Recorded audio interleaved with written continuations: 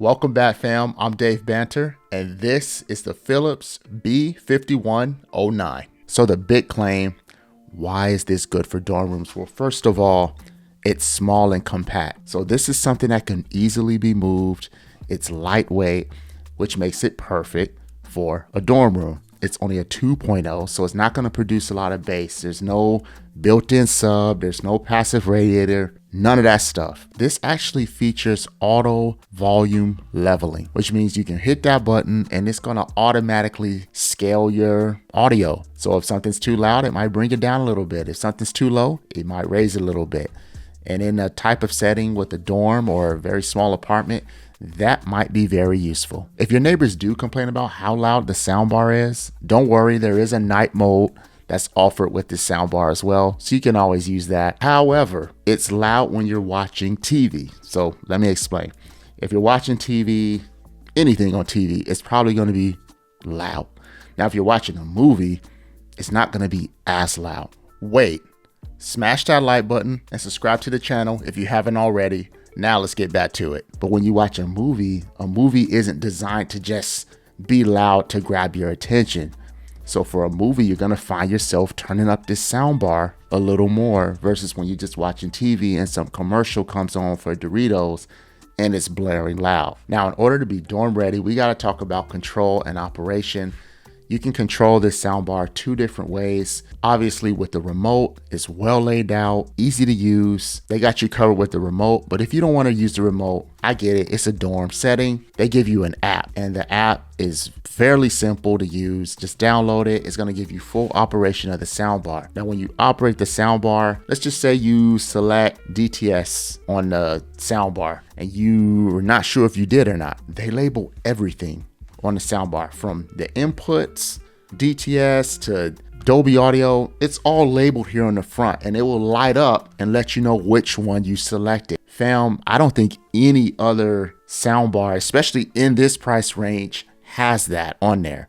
On the back of the soundbar, all your inputs, outputs, HDMI, optical, USB, yes, you can play music, aux port, and it also offers Bluetooth 5.4. This soundbar here has you covered for pretty much almost anything. Now, it is a no frills soundbar, okay? So it's not gonna be super fancy looking. It's all hard plastic. This grill here, well, there is a grill here, but it's all hard plastic and it's a matte finish. But again, in that type of setting, like in a dorm room or some small apartment, I don't think that's really gonna matter. And if someone was to walk off with this, it's not like they're walking off with the $500 Sonos bar.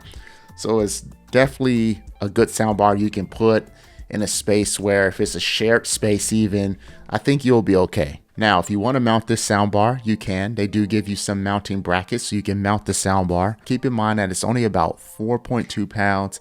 So it's relatively light. But my personal opinion on something like this, I would just sit this on the TV stand. It's just gonna be a lot easier. It's small. Now, I've been saying a lot of good stuff about this soundbar, so you're probably wondering, what are the caveats to this soundbar? Well, for starters, when you take this out of the box, you're gonna notice that you're gonna be missing a few things, like connection cables. There's no HDMI, there's no optical cable. They don't even give you a 3.5 audio cable. The only cable in that box is just the power cable. So if you buy the soundbar, you need to be well aware. I'm gonna say it again, you need to be well aware that you're gonna have to buy some additional cables to connect it to your TV, which could be HDMI or optical cable, okay? I just wanna make that very, very clear. Unless you're planning to use Bluetooth, you need to be purchasing some cables.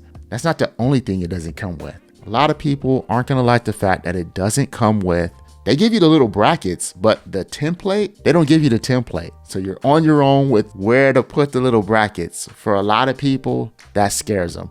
I've been doing this for a long time, so I can figure it out. But for someone who's new to this, or they're just not that familiar, I can see why that can be a huge burden. So just a quick little overview of some things that I may have left out. This is 120 watts. 60 RMS. You're getting multiple sound modes. The frequency response is going to be 60 to 20 kilohertz. You're going to get two full range drivers, left and right. The USB It's capable of MP3, WAV files, and FLAC files. And you'll get automatic audio input mapping. So should you get this for your dorm or your very small efficiency apartment, I think you should. I think it's definitely a good soundbar for that space. Again, keep your expectations in check. Keep in mind you are going to have to buy some connection cables. And if you want to mount this, remember there is no template. So you're going to have to use your best measurements to get this nice and level and looking good. But outside of that, sound wise, I think this is going to sound good in a very small space, and it's very easy to use. And with an app, it makes the usability even better. So yes, I recommend it. I'll put a small sound sample after this just so you can get like a reference. It's nothing to take super serious. Until next time, fam, I'm Dave Banter. We out.